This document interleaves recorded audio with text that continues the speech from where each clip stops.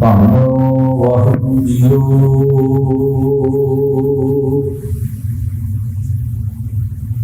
ਫਰੀਦਾ ਕਿਥੈ ਤੈਂਡੇ ਮਾਪਿਆ,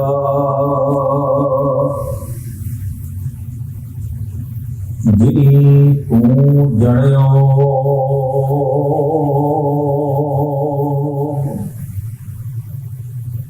ਤੈ ਪਾਸੋਂ ਕੋਲੇ ਲੱਗ ਗਏ, ਤੂੰ ਅਜੈ ਨਾ ਪਤੀਨੋ।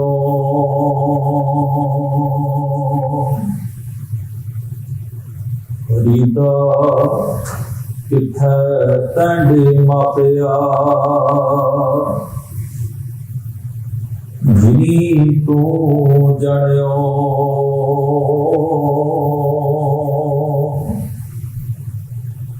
ਤੈ ਪਾਸੋਂ ਕੋਲੇ ਲੱਗ ਗਏ, ਤੂੰ ਅਜੈ ਨਾ ਪਤੀਨੋ। ਵਾਹਿਗੁਰੂ ਜੀ ਕਾ ਖਾਲਸਾ, ਵਾਹਿਗੁਰੂ ਜੀ ਕੀ ਫਤਿਹ। ਗਰੀਬ ਨਵਾਜ ਸਤਿਗੁਰੂ ਗੁਰੂ ਗ੍ਰੰਥ ਸਾਹਿਬ ਮਹਾਰਾਜ ਜੀ ਦੇ ਪਾਵਨ ਦਰਬਾਰ ਵਿੱਚ ਬੜੀ ਇਕਾਗਰਤਾ, ਅਦਬ ਅਤੇ ਸਤਿਕਾਰ ਨਾਲ ਸੱਜ ਕੇ ਆਪ ਸਰਬੱਤ ਸੰਗਤ ਨੇ ਸਤਿਗੁਰਾਂ ਦੀ ਪਾਵਨ ਬਾਣੀ ਦੇ ਪਾਠ ਅਤੇ ਕੀਰਤਨ ਦਾ ਲਾਹਾ ਗੁਰੂ ਸਵਾਰਿਆਂ ਪਾਸੋਂ ਪ੍ਰਾਪਤ ਕੀਤਾ ਹੈ। ਬਾਬਾ ਸ਼ੇਖ ਫਰੀਦ ਸਾਹਿਬ ਜੀ ਦੇ ਸ਼ਲੋਕਾਂ ਦੀ ਲੜੀਵਾਰ ਕਥਾ ਵਿਚਾਰ ਜੋ ਆਪਾਂ ਇਹਨਾਂ ਦੀਵਾਨਾਂ ਦੇ ਵਿੱਚ ਰੋਜ਼ਾਨਾ ਹੀ ਕਰਨ ਦਾ ਯਤਨ ਕਰ ਰਹੇ ਹਾਂ। ਜਿਸ ਪਾਵਨ ਸ਼ਲੋਕ ਦਾ ਆਪ ਜੀ ਨੇ ਹੁਣੇ ਹੀ ਪਾਠ ਸ਼ਰਵਣ ਕੀਤਾ ਹੈ, 73 ਨੰਬਰ ਸ਼ਲੋਕ ਹੈ ਗੁਰੂ ਗ੍ਰੰਥ ਸਾਹਿਬ ਜੀ ਦੇ ਅੰਕ ਨੰਬਰ 1381 ਉੱਪਰ ਸੁਭਾਇਮਾਨ ਹੈ। ਇਸ ਸੰਸਾਰ ਦੀ ਨਾਸ਼ਮਾਨਤਾ ਬਾਰੇ ਬਾਬਾ ਸ਼ੇਖ ਫਰੀਦ ਸਾਹਿਬ ਜੀ ਦੇ ਸ਼ਬਦਾਂ ਅਤੇ ਸ਼ਲੋਕਾਂ ਦੇ ਵਿੱਚ ਭਰਪੂਰ ਵਿਆਖਿਆ ਹੈ। ਜਿਵੇਂ ਬਾਕੀ ਗੁਰੂ ਸਾਹਿਬਾਨ ਨੇ ਵੀ ਬਹੁਤ ਵਿਆਖਿਆ ਸਪਸ਼ਟ ਦੀ ਕੀਤੀ ਹੈ। ਖਾਸ ਤੌਰ ਉੱਤੇ ਨੌਵੇਂ ਪਾਤਸ਼ਾਹ ਗੁਰੂ ਤੇਗ ਬਹਾਦਰ ਸਾਹਿਬ ਜੀ ਨੇ ਆਪਣੀ ਬਾਣੀ ਵਿੱਚ ਜਗਤ ਦੇ ਚਲਾਇਮਾਨ ਹੋਣ, ਸੰਸਾਰ ਦੀਆਂ ਚੀਜ਼ਾਂ ਦੇ ਨਾਸ਼ ਤੇ ਖਤਮ ਹੋਣ, ਮਨੁੱਖ ਦੀ ਜ਼ਿੰਦਗੀ ਪਲ ਪਲ ਕਰਕੇ, ਸਾਹ ਸਾਹ ਕਰਕੇ ਘਟਦੀ ਹੋਣ ਇਤਿਆਦਿ ਬਹੁਤ ਵੱਖਰੇ ਵੱਖਰੇ ਦ੍ਰਿਸ਼ਟਾਂਤ ਦੇ ਕੇ, ਐਗਜ਼ੈਂਪਲਸ ਦੇ ਕੇ, ਉਦਾਹਰਨਾਂ ਦੇ ਕੇ, ਪ੍ਰਤੀਕ ਵਰਤ ਕੇ ਮਨੁੱਖ ਨੂੰ ਇਹ ਅਹਿਸਾਸ ਕਰਾਉਣ ਦਾ ਯਤਨ ਕੀਤਾ ਹੈ ਕਿ ਮਨੁੱਖ ਆਪਣੇ ਜੀਵਨ ਨਾਲ ਜੁੜੇ ਹੋਏ ਰਿਸ਼ਤਿਆਂ ਦੀ ਕਦਰ ਕਰਨਾ ਸਿੱਖੇ, ਕਿਉਂਕਿ ਇਹ ਰੇਤ ਵਾਂਗ ਜੀਵਨ ਦਾ ਸਮਾਂ ਕਿਰਦਾ ਜਾ ਰਿਹਾ ਹੈ ਤੇ ਰਿਸ਼ਤੇ ਖੁੰਝਦੇ ਜਾ ਰਹੇ ਹਨ। ਪਰ ਮਨੁੱਖ ਜਿੰਨਾ ਚਿਰ ਅਹਿਸਾਸ ਦੇ ਪੱਧਰ ਉੱਤੇ ਨਹੀਂ ਜਾਣਦਾ, ਕਿਉਂਕਿ ਬੌਧਿਕ ਤੌਰ ਤੇ, ਦਿਮਾਗੀ ਤੌਰ ਤੇ ਜਾਣਕਾਰੀ ਸਾਨੂੰ ਸਭ ਨੂੰ ਹੀ ਹੈ। ਜ਼ਿੰਦਗੀ ਦੇ ਜਿਹੜੇ ਸਾਲ ਸਾਡੇ ਗੁਜ਼ਰ ਗਏ ਹਨ ਉਹ ਹੁਣ ਵਾਪਸ ਨਹੀਂ ਆ ਸਕਦੇ। ਇਸ ਗੱਲ ਤੋਂ ਕੌਣ ਬੇਖਬਰ ਹੈ? ਇਸ ਨੂੰ ਨਹੀਂ ਪਤਾ। ਪਰ ਇਹ ਜਾਗਣਾ ਨਹੀਂ ਹੈ। ਇਹ ਪਤਾ ਹੁੰਦਿਆਂ ਹੋਇਆਂ ਵੀ ਮਨੁੱਖ ਆਪਣੇ ਸੁਭਾਅ, ਆਪਣੇ ਵਿਹਾਰ ਵਿੱਚ ਕੋਈ ਤਬਦੀਲੀ ਨਹੀਂ ਕਰ ਸਕੇ। ਜਦੋਂ ਅੰਦਰ ਅਹਿਸਾਸ ਪੈਦਾ ਹੋ ਜਾਏ ਇਸ ਚੀਜ਼ ਦਾ, ਗੁਰਬਾਣੀ ਨੇ ਉਸ ਨੂੰ ਜਾਗਣਾ ਪਿਆ, ਸੁਚੇਤ ਹੋਣਾ ਪਿਆ। तो पातशाह जी ने इस पावन श्लोक में फरमाया, फरीदा कित्थै तैंडे मापिया। तेरे मापे, मां प्यो जदों शब्द इकट्ठा वरतना हो तो मापे कह दिता जाता, मां ते पे कित्थे हन तेरे मां प्यो, तेनू जन्म देने वाले, तेनू पैदा करने वाले, तेनू पालन वाले, तेनू संसार के रूबरू कराने वाले, दुनिया की सोझी बख्शण वाले। कित्थे तैंडे मापिया जिन्हीं तू जणियो, जिन्हां दा तू जणिया है, जिन्हां दा तू पैदा कीता है। तै पासों कोई लभ गए। तै पासों भाव तेरे कोलों कोई तेरे माँ प्यो, वो तेरे माँ प्यो जिहड़े हन, मापे जिहड़े हन, लभ गए, भाव उठ के चले गए, तेरे सामने तुर गए। तेनों खबर है कि उन्हां नाल की बीती है, तेनों खबर है कि उन्हां दे नाल की होया है, किवें वो इस जहानों कूच कर गए हैं। तू वजह ना पतीनो, पतीनो का मतलब पतीजना, यकीन होना, भरोसा होना, एहसास होना। पतीजन का मतलब होता है एहसास होना। तेनों अजे भी एहसास नहीं है कि संसार अंदर तेरी की पाया, जिन्हें तेनों पैदा किया है, जन्म दिता है, पालिया है, संसार दे विच विचरण के योग बनाया, सिक्ख्या दीक्षा दे के वो भी तुर गए तेरे सामने, तेरे राही तुर गए। तेरे अंदर अजे भी एहसास नहीं कि जीवन की ये जिहड़ी गति है कितनी तेज है, कि मैं भी कदर करनी सीखा, मैं अपने रिश्तियों की भी कदर करा ते अपने जीवन की भी कदर करा। पर मनुख अज्ञानता के कारण ते भरम के कारण ये सोचता है, अपनी ख्वाहिश के अपने हौमे के कारण, अपने विकारी सुभाव के कारण भरम में भटकिया होया ना रिश्तियों की कदर करता है ते ना अपने शरीर की कदर, अपने जीवन की कदर करता।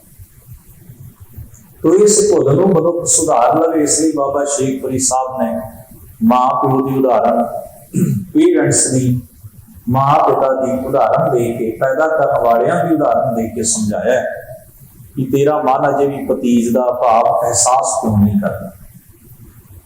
इस श्लोक में दो भाव हैं, एक तो असी अपने बजुर्गों की भी कदर करिए, उन्होंने जानते असीं वेखते हैं, तो ये समझिए कि इहो घड़ी साडे उत्ते भी इवें वापर जानी है।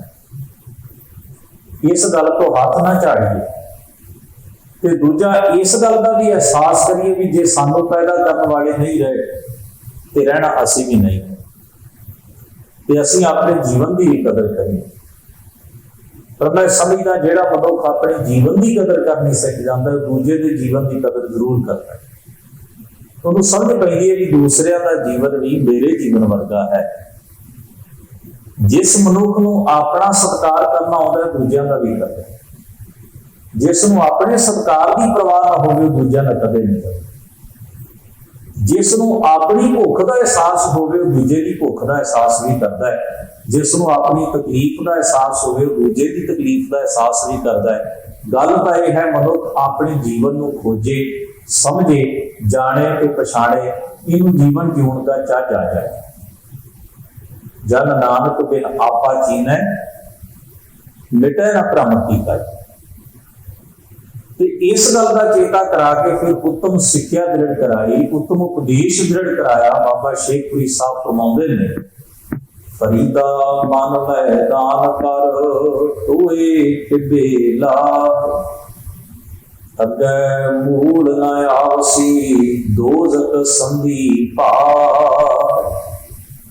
हे फरीदा, मन को मैदान कर, सामा कर। मैदान का मतलब होता है सामा कर।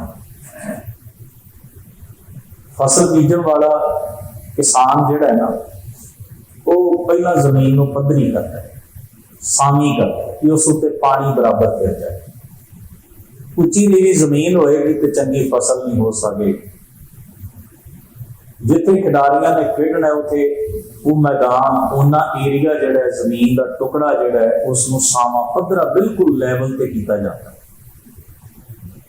बाबा फरीद साहब कहते ने अपने मन का लैवल रख, इनू सावा रख, बराबर रख, टोए टिब्बे ला, टोए टिब्बे दूर कर। तो आप निवाण नूं कहिए ते टिब्बा उचाई नूं कहिए, ऊंच नीच दूर कर अपने अंदरों। भेदभाव कट दूजियां के प्रति जो तेरे मन विच है। किसी प्रति द्वेष हो सकता है, किसी प्रति ईर्खा हो सकती है, किसी प्रति नफरत हो सकती है, किसी प्रति कुड़कन हो सकती है, किसी को तू नीवा समझ सकता है, किसी भी कारण समझा जा सकता। अमीरी गरीबी करके समझा जा सकता है, रंग नस्ल करके समझा जा सकता है, जात पात के भेदभाव करके समझा जा सकता है, पदवी करके समझा जा सकता है, ताकत करके समझा जा सकता है, सुहपण करके समझा जा सकता है, ज्ञान करके भी समझा जा सकता है, हुनर करके भी समझा जा सकता, कोई भी रीजन हो सकता है।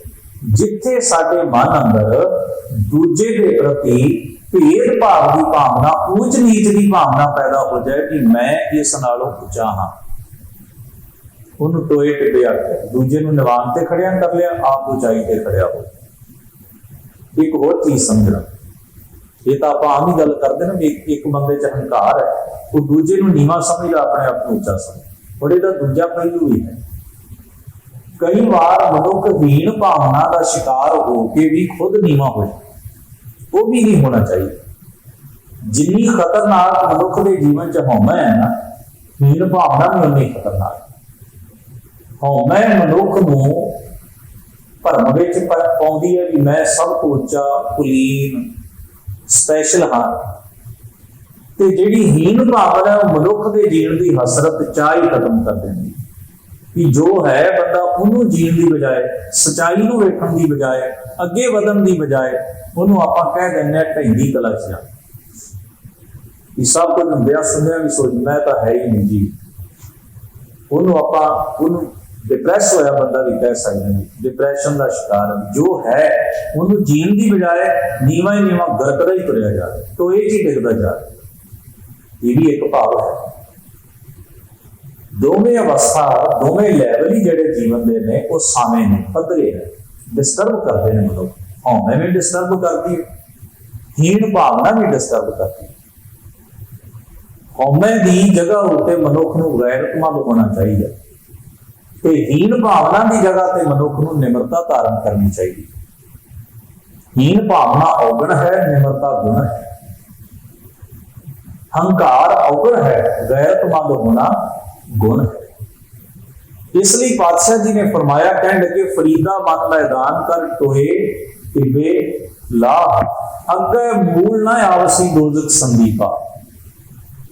दोजक इस्लाम अंदर जदों किसी तकलीफ का, तपश का जिक्र करना होवे ना, तो उन्होंने कहा जाता है दोजक की अग च सड़े, भाव नरकां की अग च सड़ेगा। जिथे नरकमई माहौल होवे ते तपश ही तपश हो, उन्होंने कहा जाता है नरकां की अग, दोजक की अग। दोजक संधि, संधि मतलब दीप, भाव मतलब अग। कहते जे तुम अपने मन को सावा कर लें, अपने ख्यालों की पवित्रता धारण कर लें, हीन भावना ते हंकार तो मुक्त हो जाए, भेद भाव तो मुक्त हो जाए, फिर की होएगा? तेरे जीवन पैंडे विच ऐसी मुश्किल नहीं आएगी जिवें दी मुश्किल नरकां दी अग वर्गी हुंदी। ना तू हीन भावना च गर्क होएगा ते ना तू हंकार विच सड़ेगा। दोवां दी एक तपश तकलीफ तो तेरा जीवन मुक्त हो जाएगा। कितना आला किस्म का उपदेश है, ये मनुख की स्वै जिंदगी को उचिया चुकने वाला उपदेश है कि मनुख अपने आप को किवें इन्हां अवगुणां तो बचाए, हीन भावना तो भी ते होमे तो भी बचा के। तो इस वास्ते पंजवें पातशाह धन सतगुरु गुरु अर्जन साहब जी का नाल ही ये श्लोक दर्ज है। ये जिहड़ा श्लोक आपां विचारे 73 नंबर है, तो इस तो अगला जिहड़ा 74 नंबर श्लोक है वो पंजवें पातशाह है। गल थोड़ी जी स्पष्ट हो रही, मन मैदान कर टोए टिपे लाउण तो भाव की है। बाबा शेख फरीद साहब जी का पंचम पातशाह जी ने लोड़ अनुभव की कि इसकी होर थोड़ी व्याख्या हो जाए। ख्याल में रखी, आप पीछे भी एक श्लोक विचारे, फरीदा रति रातन निकले जे तन चीरे कोई। तो महाराज तीसरे पातशाह का नाम श्लोक दर्ज है, तन सगो रात है रात दिन काम ना हो। इन्होंने श्लोकों का भाव बिल्कुल नहीं कि जिथे गुरु साहब का श्लोक भगत साहिबाना के श्लोक के नाल आ गया, कोई भगत साहिबाना के श्लोक की घाट कोई नहीं, पर थोड़ी एक्सप्लेनेशन की जरूरत पई, थोड़ा उसको सुखला करना चाहे उस व्याख्या नूं। ये व्याख्या थोड़ी सौखी, पढ़ने वाले को छेती समझ जाए। फरीद साहब जी ने जो गल कही बड़ी परफेक्ट, विचार में कोई कमी नहीं, पर विचार थोड़ा खुलासा मांगता है, थोड़ी व्याख्या मांगता है, ताकि पढ़ने वाला पाठक जिहड़ा है, सुनने वाला श्रोता जिहड़ा है, उन्होंने थोड़ी जी व्याख्या करके ते सौखा समझा दिता जाए। तो इतने अगे फरमाते हैं, धन सतगुरु गुरु अर्जन साहब का श्लोक दर्ज है, ये फरीद साहब जी के श्लोक की व्याख्या च दर्ज है। फरमाते ने, फरीदा खालक खलक में है, खलक वसै रब माहे, मंदा किसनो आखिए, जहां तिस बिन कोई नाहे। मन मैदान करके टोए टिब्बे दूर कर तो की भाव है, ये समझ लेना। फरीदा खालक खलक, खालक कौन है? सिरजना। खलक की है? खलकत सिरजी हुई, सिरजना। जो क्रिएटर है वो अपनी क्रिएशन दे विच है, सिरजनहार जिहड़ा है वो अपनी सिरजना दे विच है, परमेश्वर जिहड़ा है वो अपनी खलकत विच है, उतों दूर नहीं। हर एक नूं उसदा ही रूप जानना, अपने वर्गा समझना। खालक खलक में, खलक वसै रब मान। आम तौर पर असं पहला नुकता ते ग्रहण करते हैं, आम विचारते हैं कि रब सबना च रहिंदा है, पर यह बहुत घट कहने भी सारे रब च रहिंदे ने। गुरमुख की व्यापकता की है? सतगुरु आखते हैं भी तू दरियाओ दाना बीना, मैं मछली कैसे अंत लंघ। मच्छी जिवें दरिया विच रहिंदी, पानी ਉਹਦੇ अंदर बाहर चार, पानी ਉਹਦਾ संसार है। हे मेरे वाहिगुरू, ये संसार दरिया की न्याई है ते मैं एक मछली, तू ही मेरे अंदर नहीं, मैं भी तेरे अंदर जी रहा। कला रब ही मेरे अंदर नहीं, मैं रब च जी रहा। सच्चाई का है। फरीदा खालक खलक में है, खलक वसा है रब माह। खलकत जिहड़ी है, सिरजना जिहड़ी है, वो खुद ही सिरजनहार दे विच ही है, यानी कि दोवें ओत पोत है, वखरी चीज कोई नहीं। इसलिए महाराज ने फरमाया सी ना, नौवें पातशाह ने, जे की उपजो नानका लीन का है माता। जे तो पैदा हुई ਉਹਦੇ ਵਿੱਚ ਹੀ ਬਲੀਨ, ਉਹਦੇ ਵਿੱਚ ਹੀ ਰਲ ਗਈ, ਉਹਦੇ ਵਿੱਚ ਹੀ ਸਮਾ ਗਈ। तो परमेश्वर ਬੰਦਿਆਂ ਵਿੱਚ ਤਾਂ ਹੈ ਹੀ, ਬੰਦੇ ਵੀ परमेश्वर ਵਿੱਚ ਹੀ। सारा संसार ही उसका रूप, ये इस संसार तुम देख दे, ये हर का रूप है, हर रूप नजरी है। कई महाराज ने बड़े ऐसे वाक्य हैं, एक बिगड़ कोई, एक कोई अंतर बाहर हर प्रभ एको, मिल हर जन मंगल गाए। जो अंतर सो बाहर अनंत, घट घट व्याप है भगवान। वो अंतर भी वो है, बाहर भी वो है। तू सबनी थाई जिथे हो जाए, सच्चा सिरजनहार जी। ते महाराज गुरु अर्जन साहब कहते ने, मंदा किसनों आती है, फिर भैड़ा किनों कही, नीच किनों कही। इत्थे मंदा कहण तो भाव है कि किसी मनुख की होंद नूं किवें नकार दईए असीं। किसी को इस करके मंदा किवें कह दे भी इहदी नस्ल, इहदा रंग, इहदा किता मेरे नाल नहीं रलदा जी, अकल मेरे नाल नहीं रलदी। किवें मंदा कह दी? केवल इस अपने तो भिन्न होने करके दूसरे नूं मंदा किवें आख दी? अर्थ बहुत वड्डा इस गल दा। तो साडे मन च प्रश्न भी उपज सकदा है, हुण मान लो कोई चोर है तो चोर ना क्या करिए, उन्होंने संत कहण लग पई। कोई ठगी मारदा तो ठगी ठग ना क्या करिए, उन्होंने भगत कहण लग पई। नहीं, ऐसा भाव नहीं। वो है कर्म विधि, चेते च रखना। वो है कर्म विधि।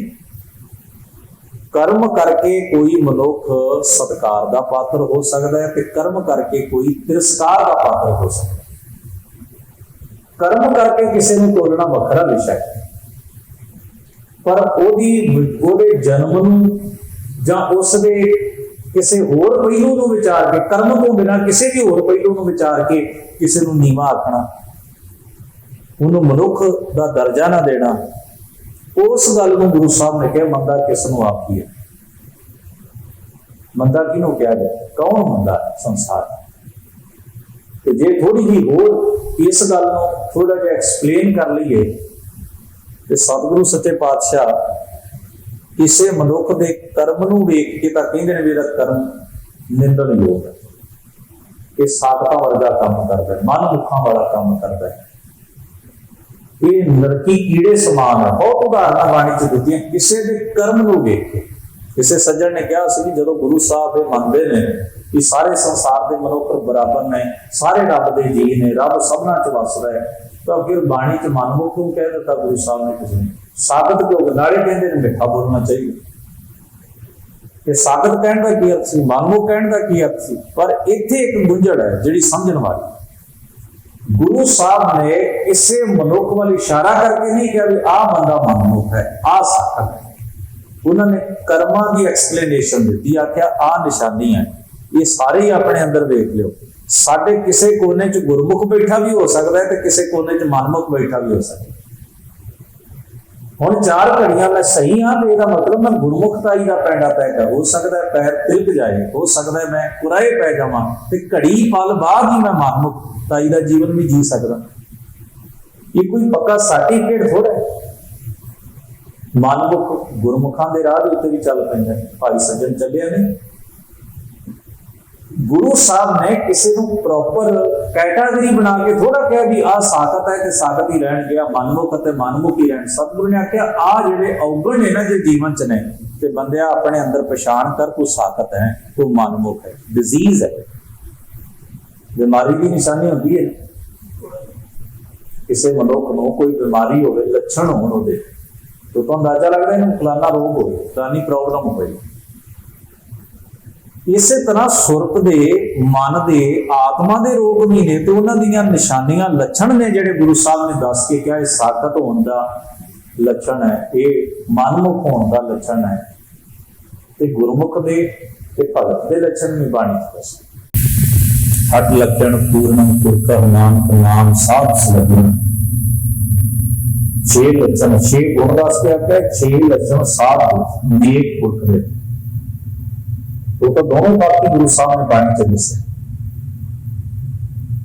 तो जी मैं बेनती कर रहा था, गुरु नानक साहब महाराज का जीवन पढ़, किसी भी महान पुरुष का जीवन पढ़िए, गुण सबना साझे होंगे। सज्जन वर्गे व्यक्ति को जाना, उसके मंदे अमलों तो गुरु साहब लोगों ने रोकते भी यहो जिहे नहीं बनना, उन्होंने भी खुद रोकता भी अमल माड़े अमल छड्ड। उस मनुख के वजूद नाल नफरत नहीं की, उहदे कर्म नूं त्यागन ते जोर दिता, खुद उन्होंने ही दिता जिहड़ा वो कर्म का मालक बनया बैठा, कर्म कर रहा है, जिहड़ा उसकी प्रैक्टिस कर रहा। इन्नी दया, इन्ना तरस, इन्नी अपनात है। महान लोगों की जिंदगी के विच धर्म का प्रभाव कुछ वखरा होंदा है। असीं जो धर्म का स्ट्रक्चर बनाउने आ ना, उहदे च असीं खाने बना लईए, पहलों उहदे च असीं नित लिया होंदा भी इस बंदे कोल खलोते, उहदे कोल गए, उहदे कोल चले गए, ते असीं भ्रिष्ट हो जावां, क्योंकि सानू अपने पाया का पता होंदा है। सानू ये छूत का रोग लगन की बड़ी संभावना है, इस करके क्योंकि असीं कच्चे हैं। उन्हों का जीवन बहुत वंशा बंदे बड़ा उच्चा। इसलिए सतगुरु जी फरमाते ने, मंदा किसनों आखी है, जां तिसदे नूं कोई नहीं, जब उसको बिना कोई है ही नहीं, वो ही आप ही आप। तो फिर फरमाया बाबा शेख फरीद साहब जी ने, फरीदा जी दे नाला कपिया, जी गल कपै चुक, पवन ना इति मामले, सहाना इति दुख। जिवें बच्चे का जन्म होंदा है, उसका नाड़ुआ कटाया जाता है। वो नाड़ी जिहड़ी उहदी खुराक वास्ते मां के शरीर नाल अटैच है, जुड़ी हुई। बच्चे का जन्म हो गया, नाड़ू कट देता है, कनैक्शन शरीर का शरीर नाल टुट गया। वो हुण अपने हुण वो जिहड़ा है ਉਹਦਾ शरीर अपने आप डेवलप होना शुरू होएगा खुराक लैके, पालन पोषण नाल। जदों मां के गर्भ विच है, तो उन्होंने कुदरत ने उसकी खाद खुराक ली, मां जो खाए, मां जिस ठंड गर्मी सर्दी महसूस करे, हर चीज का इफेक्ट उसके शरीर पर पड़े। वो नाड़ुआ कट दिता। बाबा फरीद साहब एक भाव च कहते हैं, हालांकि कईयां ने श्लोक नूं व्याख्या दिंदियां ये कहा कि बाबा फरीद साहब की जीवन के प्रति किस तरह के विचार रखते